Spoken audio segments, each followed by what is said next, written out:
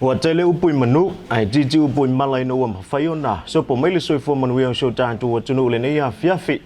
ya ole an so salo na lua le masina o nga tono le nei tu sanga a o fa wa wa pe ono tantu fo la fantasi male tua ai o te fa talo fa tu le mai monga so tantu tunu le nga to samu nei ya fa pe fo ya tunu i mamau i feo yo le tana le lei ta mama tina ma tua tapa au ma falo boru fa be foi le lava loa o so tanto wa tunu ya olo o mai moina ya le tanto por kalamele nei o Lau Palota lo leo ya e pe ona po ina tunei ile afio anga fala lupo ma o le nei lava por kalame santu fantasia ele WT media fai pa anga male official commission fai nga Palota o le a lango le semport fa be male TV tasi pa o ma fai ona awina atu ona le anga le mai o le fale tupe le Samoa Commercial Bank ya ma le foi wa mama futa twai ya mla fionga ya se mutafa ya po le fetalainga ya ma lolo lima vai pule o le so upu o le official commission fa nga Palota e tu sai fo tanto por kalame fa wa we pe ona ye talo fa se mutafa talo fa se nga mai vasa ya nei foi fa bo pongo tanto por kalame pe ona o ai la fa talofa e me se fo sanga ya mai mo fa fonga si o tato wa tunu le ngata lava i pa ye borongo Samoa nei e fa pe fo ia le malo Samoa mai mo mai so staff le fo i la rolangi o mau mai ia le tato por kalame ia i lunga fo o ta inga te va ve fa ona ponei o ma fai ona mai mo ia fa talo fo i ve maleo le fionga de Commissioner mai se fo le pulenga ia mal fa ngoro commission fa nga Palota e pe ia fo ona ia le tato por kalame le wo e fa ilo ia le tato ti nei ia i fa le alupo e pe ona ia le tato por kalame mare o mai ono le fa wina lava ia o le nga ruenga restalo lo fa nga solo ale official commission fa nga Palota ma fa mo ia sistemi foi mu mai to mai le avano ona mai mo foi le ia i tulanga o ia nga ruenga official commission fa nga Palota ile nei foi Vaisala ia matulanga o tato ia mo ma wina me se foi ia o se saunuanga mai le fionga i le Commissioner ia ile fa nga solonga o fuanga mo por kalame o lo ta auto ale official fa nga Palota ia ile nei foi taimi pe ona ia se ngo mai moni lava se mutafa ia o vainga ta wole na o ne mse lo tanto tunu wala mai mo ia ile tanto por kalame e ua mai ale sau tu planga talo se mutafa e pe ona mai mo ia le tanto tunu le vayan so to nai le folo sanga matango fe ia malita mai ta ia fe ngai mali a ole fe fele nei ole a mai mo mai ile tunu le folo sanga mai le officer silio le Nuanua le Alofa tanga ja ia afianga tu mawul soifua le afianga ia mata fa tino tu mapu malana folo sanga e una ia ima fa marusia ila tu ia afianga tu mawul soifua mo le fainga Palota o le avanoa e restauration tangata soifua wa ia ilinga fatia e fai ela no filifilinga maua ai au nanga tala fia ngai ma fa matalanga uia no foanga o le afa atino i fainga Palota ma resitara ile tu langa tutu atas ele o se mana onga o le ai atatau ma e tu langa tu sai tangata malava e o fo ia ila to e ia afianga tu ma o le soifua o le ave ai so tangata Palota ma tangata e fai ala no filfilinga lona winga we te ia le malusi anga e awa ai ile fausia ina o le lumana imanuia o le atunu ile tūlanga tutusa maisi o le Palota o le leo o le Palota o le whaelonga o le ngawhatia wa ia te ia le malusi anga me whai e ona filifili ile tūlanga tutusa maisi tangata o le a tu ititi ai le fesilingia o whai ngā whai unga ma filifilinga a wafoi o lea o le ai ailo na sao i le taimile nei o lo fa nga solo nga luenga fai fa tasi ale OEC ma le fa ala patonga le Nuanua le Alofa mana pa anga uma ina ia mafai ona fesosoani i le fa atino ina o restara i le mawaina o au nanga tala fiangai i le mawaina o fa matalanga i le ngata mo tangata ia afianga tu mau le soifua ua ia le ngawhatia e Palota ai e fa pia fo i le mamalu lau tele o le atunu o le afa atino ina le fai ngā filifilinga i so o se tafa o le atunu Palota ina ia mautinoa lau sao Palota o le ala fua lea o fai ngā i fa atulanga tutusai na ai tangata uma awa le mafai ona au sia se fai ngā filifilinga e au fia ai tangata uma e au noa ma le leo i la tau ia afianga tu mau le soifua na o tangata fo ia afianga tu mau le soifua e mawhai o na leo tele ai le whiau o i lātou o isi tangata Palota i le tūlanga tutusa mai isi tangata. O nisi o ngā luenga o lo mātou ngā lulue whaatasi ai ma le ofisa o whainga Palota. E au fia ele wha au fia o i lātou e a fianga tū mau le soifua i lātou polkalame wha alau i loa o lo whaatinu i tafa esi o Samoa. E au fia ele mātou au wai i awa onga mo i lātou o le a whaatinu ina ngā luenga o le whaatinu ina o whainga Palota. E au fia i fui i le mauti noa o lo o iai o mātou sui i polkalame wha alau i loa wha penei ina ia mawhai o na wha alau tele ina le mau o tangata iai a fianga tū mau le soifua e iai la lātou wai a tatau e whaatino ai la lātou Palota e iai la lātou wai a tatau e whai e lo lātou sao i le whausia ina o se Samoa manuia mo tangata uma. E au fia i fo ia mātou polkalame wha alau i loa nei ia le mawaina o awanoa mātou te asia ai no foanga o le a whaatino ai whainga Palota ina ia mauti noa le uia i le tūlanga whaingo fie ma le whaonga ina e so se tangata ia ia a fianga tū mau le soifua ai mai se i lātou o lo o maale ale le tūlanga o lātou a fianga. E au fia i fo i ia mātou ngā luenga lawa nei le whaatala noa ina o isi Auala tala whiangai i tala atu o fuafuanga wa mai au no mātou ngā lulue iai ina ia mawhai lava o na tali sāpaia so o se mana ongo so o se tangata ia ia whianga tū maua le soifua o le a auto ova atu e le ngata i le Palota mua mua po le pre-polling ai whapena fo i le whaatino ina o le Palota lau tele mo i lātou ia ia whianga tū maua le soifua o Lau Palota o Lau Leo Filifili Malpoto. Sa whaatala no whaile tamai a sasi lata mai na yafu e iaia a whianga tū mau o soifua ua mai au na resi tala malona wha moe moenga mo le whainga Palota. O ka ngaka ngi la ka paroka i o le a ave i whakukuanga. Inga ia o e si nau mo le mangui o le nguu e ko malu a misi la ngu akua. Wafo i o la kasui le la ka paroka i le la whale unga loka leo ka mga unga le iai i kokongo le Panamingi o Samoa ia maso os wharanga mai ala la wharanga mai ala wala ala hinga o whai pule ngi la ka paroka i o la whale unga loka leo ka kere o alu mwhainga ka alu mau kufongo makuranga penga a o sui la ka paroka i la konga o lo whaleoa ia mga onga ma leo ka ngaka kai ko kasiri kumalo ma ka ngaka kai ko kasiri O Marcelina Utah se tamaita i talavou mai Sataua sa ia whaasoa mai e tāua tele ia te ia le Palota e whaaleo ailana ia te tau e ala i le whai o lana Palota ma ia langona lona leo i le whainga whiriwhiringa o lo olumana nei.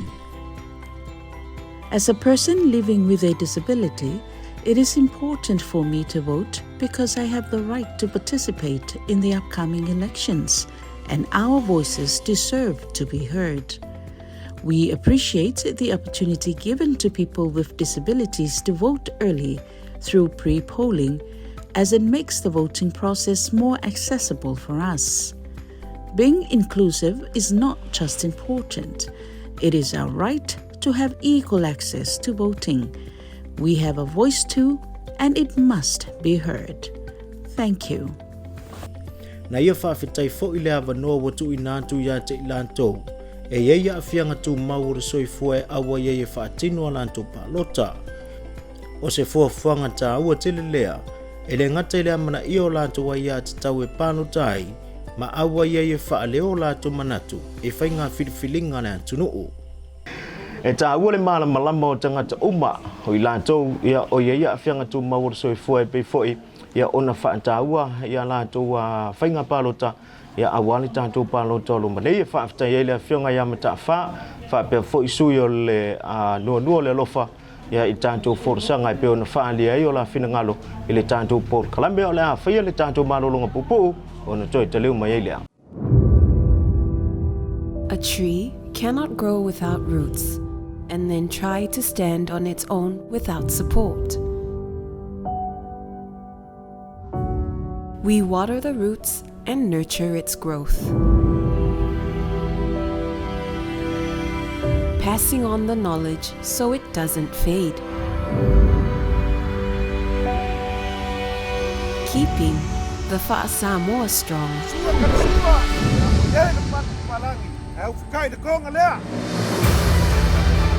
Nuanua alive. Our culture is unique. It's who we are, who we'll always be. Samoa Commercial Bank, protecting our history, securing our future.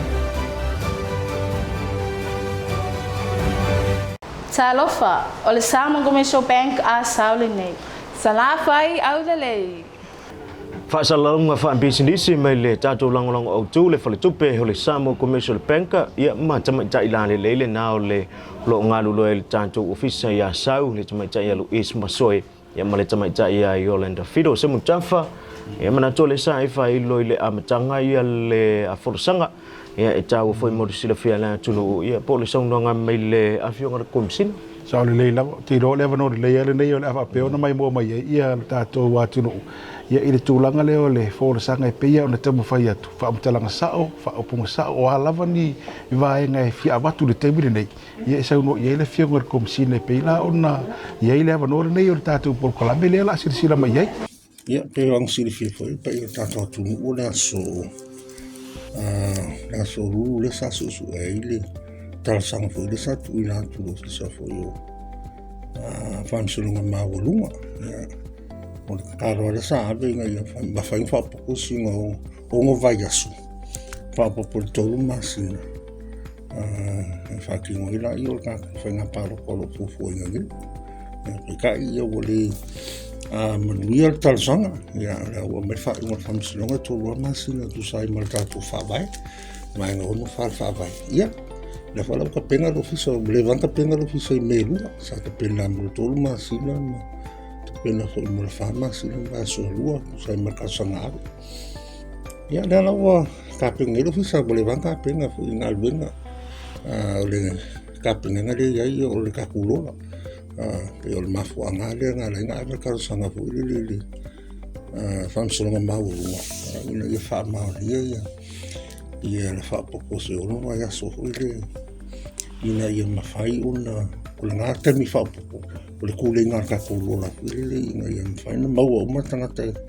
se la sufitu lo se la lima le la tu ina mai le la fa kalinga polo inga fo ile malo le malo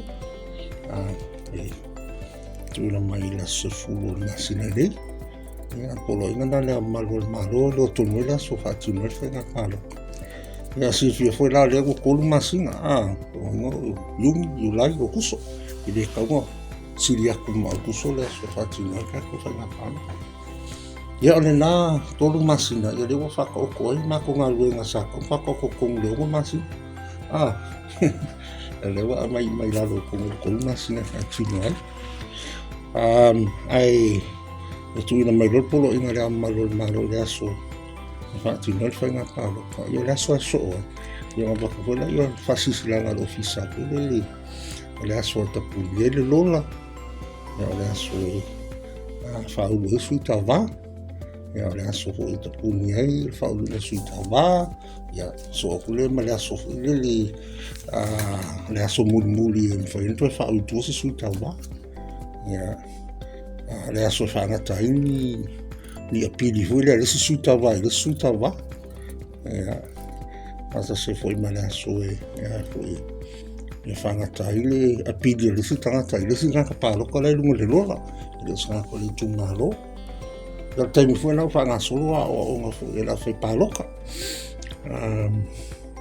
le ofisa ne ya ma le aso foi le fai no le aso foi le tatalai no me ka campaign period la suka va ma le aso ka pungi me ka campaign period. Ya, onga la koe le mala so le faki moika ko fa nga paro ka le titi. Ya so ko mala so fo le ni.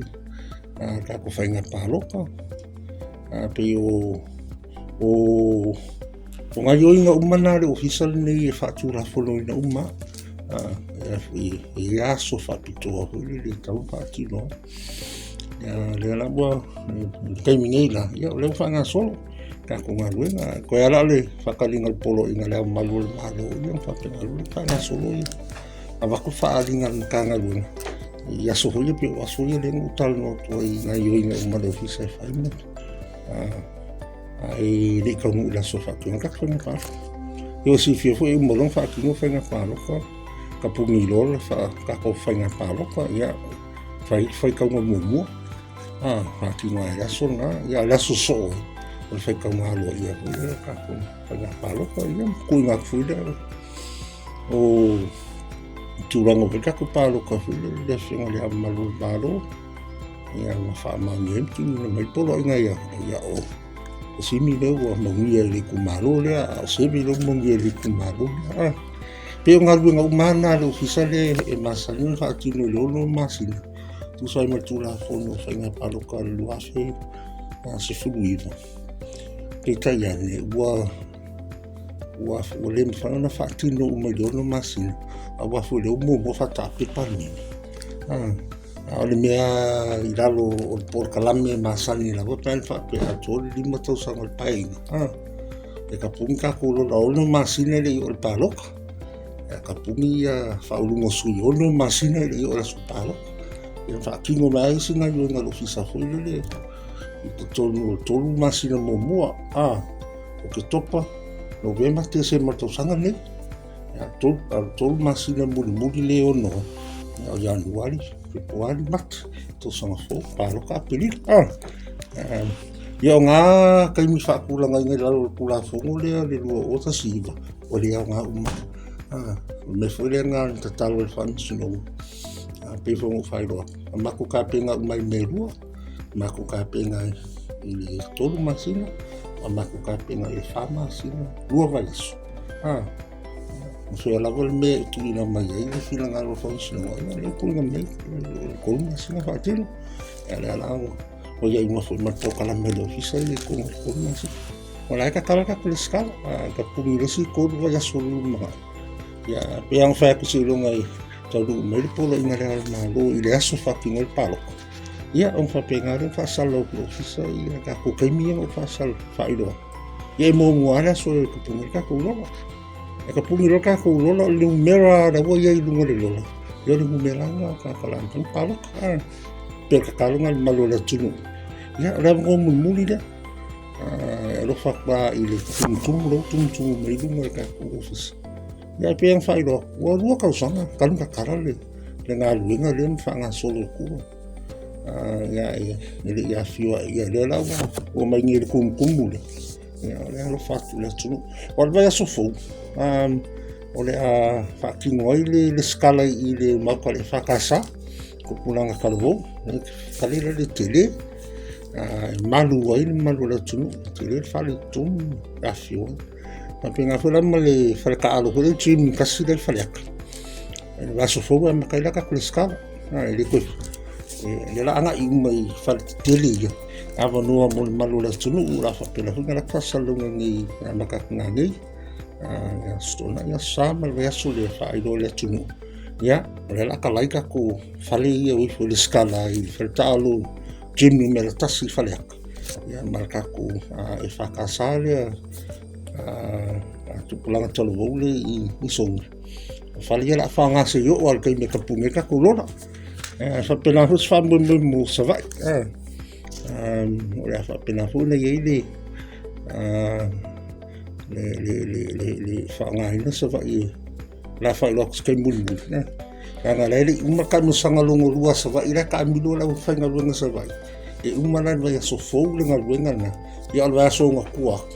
ya la ka la fu le mo ka la fa lo ku fu sa sa e nga mai malo la tu la ku ile fa ya la voleska nga in fa tino le skala ke mingeira ka milo ka ku vai nga vesinang e salo po la kai pusalenga il kai mingei ya la ko kala ka ku fisa sa Vaisala lunga matik in fa tino le skala mo la ko fo ile skala la ai lo fa le internet fo le ma ora fa ka kala ka ku penga to fa ilang e kako online le whainga le skala man. Wala whaingo whianga mo la ko ngai lo whainga vaenga na. Ia wanga ngā wawan mea whio mai ei pāu. Ka lai kako whale ia. Ia wala whio me whainga pu le aka mo whailo whilima alo o mo whainga whakingo me kang whakingo. Le skala ia wape. A pā whape. A ko uma pe pa momia. Ia mantua pe pa whanawar me tauria. Ia whakasere ma se pe pa whailo le ia ilo waka. Ai kusa le lo so whala ilunga lo pe whangau. Ia marau pe pa whailo le po lau wanti le tuina mai. Ia pe pa kauanga. Whakingo le skala. Ia mo le koe whamaro ka kokungu. Whakaiho e la kou le ule wanga le skala. Ia whamalo e la kou le hai whakoi koi ngau mai. Ia ai kam whai mai. Koe kolu ai son ka pungi ka kou lola ia. Ia e kau kere ka kou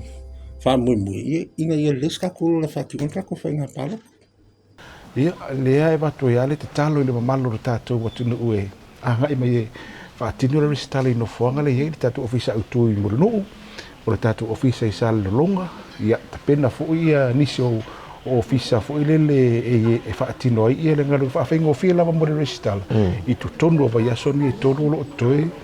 Se unga mai basa mare whaafonga le atunu. O si tu utu walalo a la ta wala tu ia i lo whaatau ba. Le mamalu le tātou watunu ia ono sai. O le ale wingo le atala ono sai le umina e no fu le laina, ono sai le umina e tu le lainga, i le whaangaso longo ta po fea lava le na whaatidona nga luenga ai umi ona e whaatali e te o i tonu le ofisa le tamba ma le tene resitala, ono sai. Le anga sa te mawhai atu le ofisa, ina ia whaafenga o fie mo oi, e awa nunofo lava ta atu whaafenga ta, le ala utu pua le tūlanga le, o se utu alalo lea, ia ono sai pia la, le ala whaatino atu nga luenga le ofisa. Whaftaise mutafa ia malewhiong fo i le komisina o le ofisa komisio whenga pāno taintu sai fo i ia o le saunoanga manino mamala malama ia Auala folisila fia le tunu pera fo i ona e tā ua ma tā upusa o lava ia luatu tātou porkalame ia e tatawona e mai mo ia sila fia i vaenga uma o loa nga i le ngaduenga ale official commission whainga palota e wete whaalonga fo i tala lesi sui resitala tana sao maha tala moni o mea o loo tutupu ia le tātou official commission whainga palota mana ngaduenga whai ia o loo ia i tātou porkalame la whesa tātou marolonga toi fo i mai mole o le antino o vaenga whai o tātou porkalame. Get real-time access anywhere and anytime with Samoa Commercial Bank, so you can focus on the game.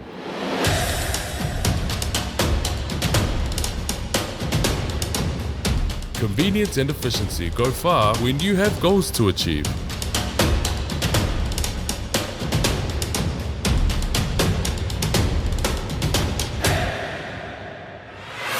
We know your time is precious. Every second counts. With SCB's 24-hour-a-day ATM service, you have the freedom to go for the dream.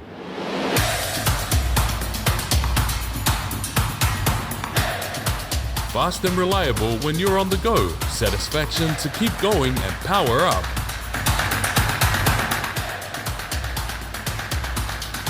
Samoa Commercial Bank, supporting our sports and people. O lo e mai mo mai, o Lau Palota, o lo leo, i lunga o le TV tasi. Ele toi foi meu tanto por clamelo no vang fai o le nasa mai mo ia so tanto botunu ia e Vaisala fa business foi mai tanto long o tu mo le fa tai ia ele fa le tupe o le Samoa Commercial Bank ia nga ta foi le ia o le nanga ia ale televisio le TV tasi o mafai ia ona awina toi tanto por clamelo nei mo le sila fia so tanto watunu ai o le mai mo mai ia tulanga foi sa ia nga wenga resitala sa fa nga solo ia e fale resitala ia o afio anga o le tu malo vai singa no tasi o le tu malo vai singa no lua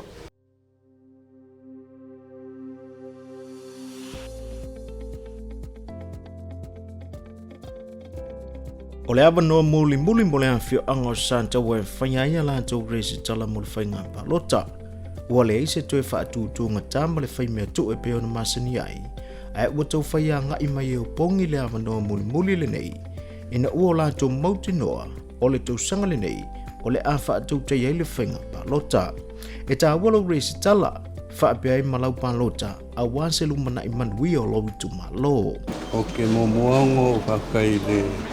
ofisa man kanga weng so le ngia o nganga ma le whakawai ngō le ngia wangoa ua koe maua e pei ia ai ki pāloka o kangaka. Ia ngō mai mua le kausanga kenge, ia o le whakamala lava.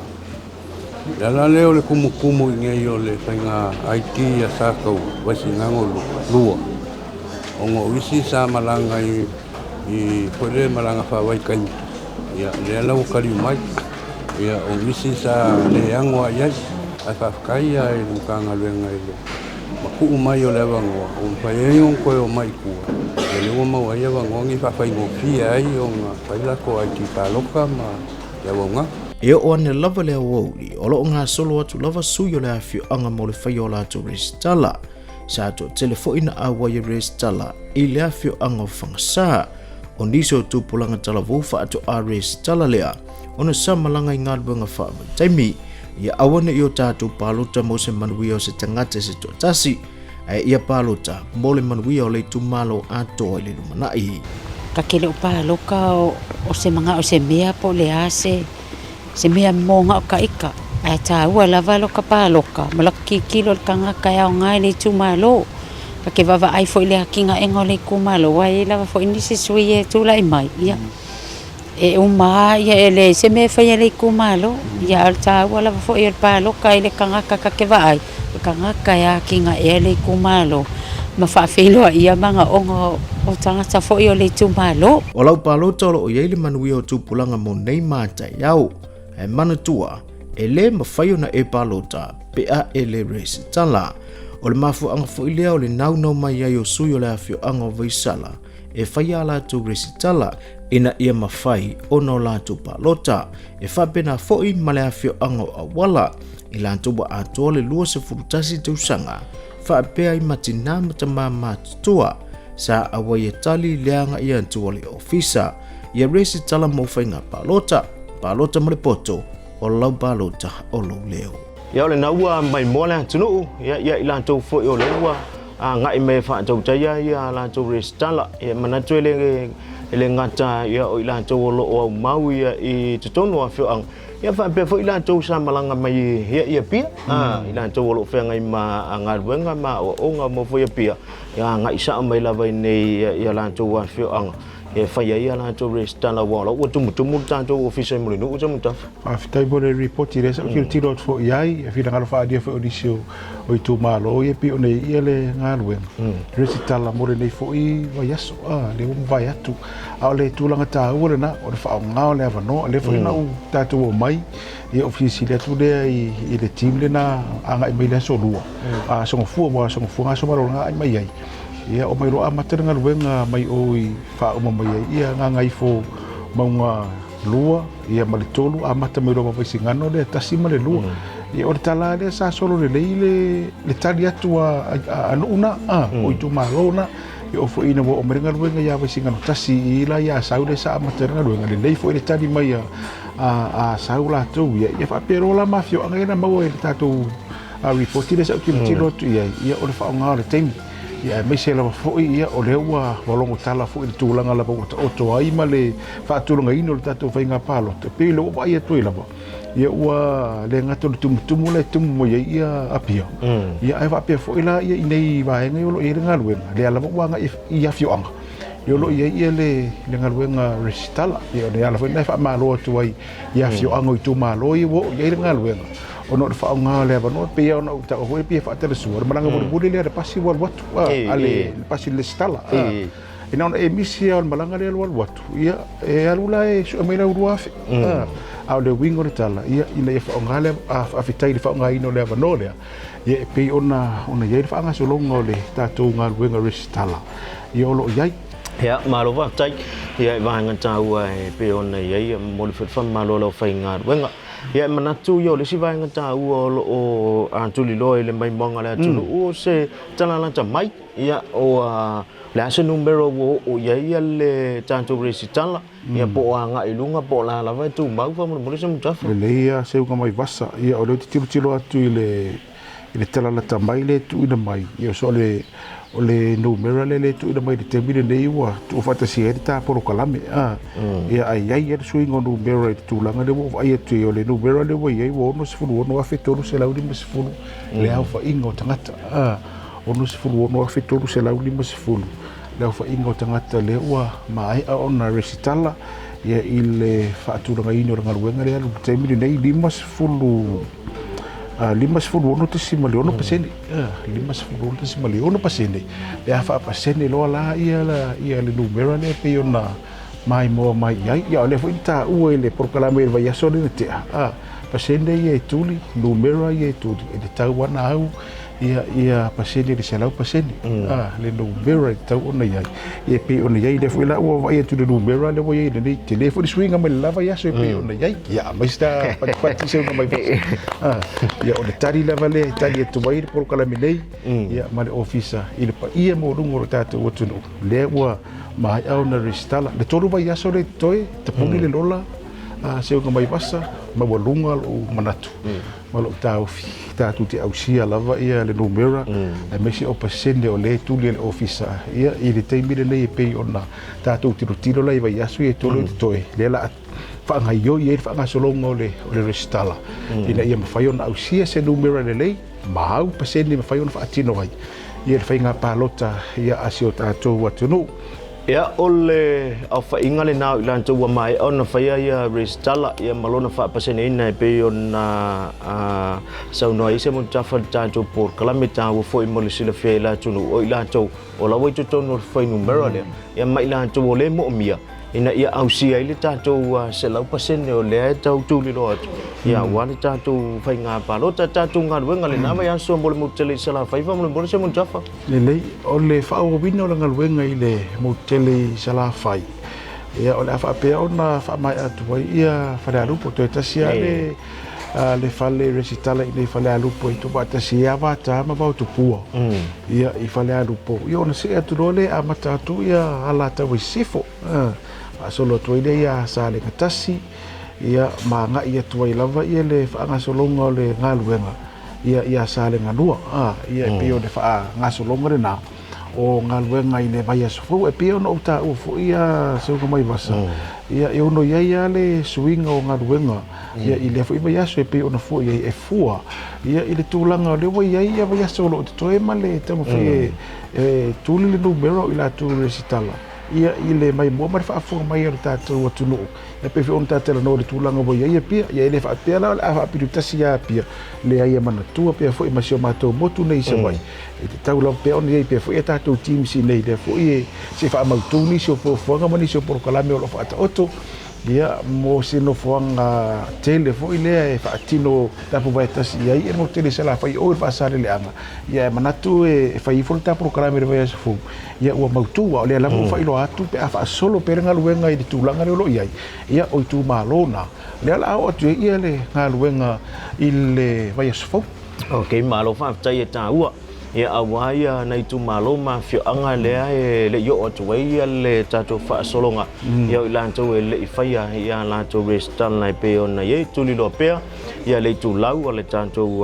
official commissioner fa Lau Palota Facebook page ia ole tu ina mai ia vai nga umalava manai fesuia inga ia ole nga ia le tanto nga wenga ai mo moliantu ia le fa fatai ile official ia o komisio fa Lau Palota ile afionga ile komsina tole afoa tu ia Filolo Alexander John Stanley ia Auala fo ia le tulanga pe ona tanto por kalame fai pea mo le fo ia le fa tai tanto langolango tu ia le fale tu pe le Samoa Commission Bank fa pe ia mal fale television le TV tasi ia mal sampor mo le langolango ino tanto por kalame le fangalo ina se mo tafa fa tai ele sungal fa ngai ya koroseta marekani sia e Fagasa fale alupouta ya mo le fa avano ino le mota Auala po ina le tanto por kalame ya le lama fa longolongo atu ia o le sa wo ka karinga le mongongi o le kuka ye se umara yang ma kuna ia le po le ali tulanga yo de kuka fo yo le u ku se o ma e lu e vai ko la ka sing ai o mo ki foi o korin boni e de fo boni ya isa ya wa ka ko chef le e morning tea le morning lunch le morning dinner le morning resitala mo le nga palota malipoto o laua palota o lo le se se no fa bo bonga le vai aso mo mo manuia nga wengo le na vai aso to fa se fo